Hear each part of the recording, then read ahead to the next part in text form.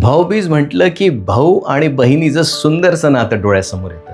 एकदा यमुना आपल्या भाऊ यमराजाला वृंदावनात बोलवते आणि तिथे आल्यानंतर यमराजजी यमुनेत सुंदर स्नान करतात आणि त्यानंतर बहिणीने बनवलेले सुंदर सुंदर प्रसाद ते ग्रहण करतात.